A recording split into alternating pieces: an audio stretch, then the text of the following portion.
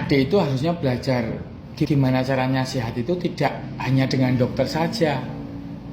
Bahkan sebagian dokter juga cara hidupnya tidak sehat.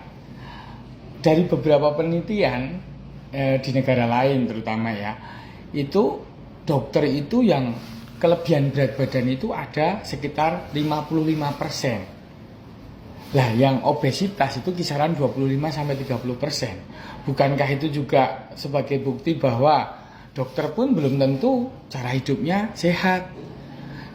Tapi coba kalau adik mau belajar sama kakek nenek yang sekarang tinggal di desa, bukankah mereka itu bukti nyata bahwa mereka bisa dan masih menjalankan hidup sehat sampai sekarang umurnya mencapai 80-90?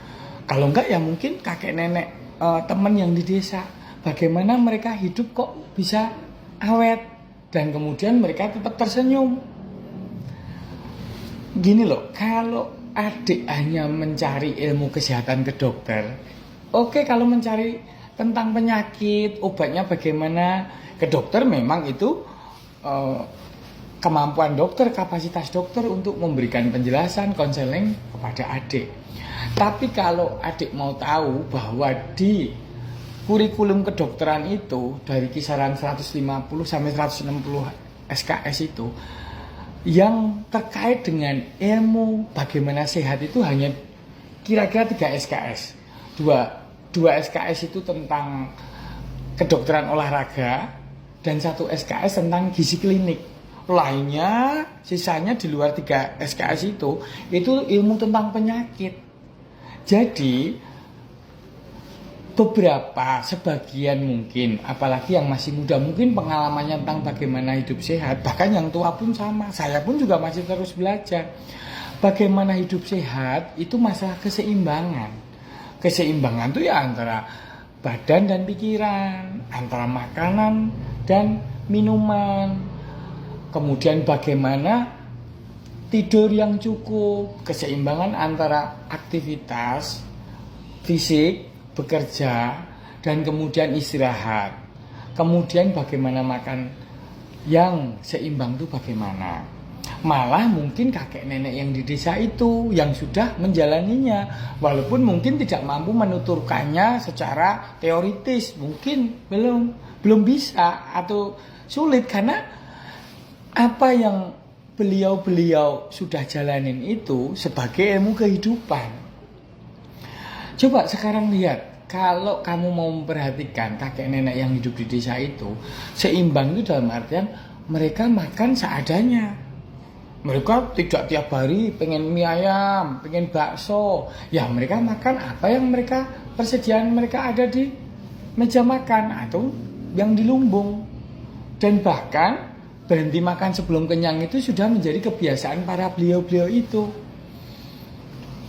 Jikalau makanan tidak habis, orang tua itu yang di desa itu bahkan memiliki kebiasaan untuk menyimpannya. Namanya dinget, entah itu sayur, jangan kalau orang Jawa, ataupun lauk pauk. Apalagi sekarang kita punya kulkas. Nggak semua makanan tuh harus dihabiskan kan, sebagian bisa disimpan di kulkas misalnya. Kalau kita kan cenderung menghabiskan apa saja yang kita makan. Lalu kita bekerja sampai malam seakan-akan tidak mau kehilangan waktu sedetik pun, sejam pun untuk browsing atau untuk informasi-informasi karena kita ketagihan informasi. Tapi tidak dengan para beliau itu. Mereka jam 8 ya bobo, kemudian subuhan bangun, kemudian mulai beraktivitas. Ketemu ayamnya, ketemu kambingnya, kemudian ke sawah. Bahkan mereka tidak olahraga, tapi aktivitas fisik mereka lakukan dengan banyak berjalan ke kebun, ke sawah. Itu namanya NEAT, non-exercise activity thermogenesis. Tanpa olahraga pun beliau itu pada sehat-sehat. Dan makanan mereka, makanan mereka itu yang alamiah. Makanan yang tidak diproses secara berlebihan seperti orang kota. Mereka makan makanan yang masih mendekati bentuk aslinya. Itu makanan yang terbaik buat kita. Apakah itu buah, sayur, atau apapun yang banyak sebenarnya kita juga bisa peroleh di kota ya.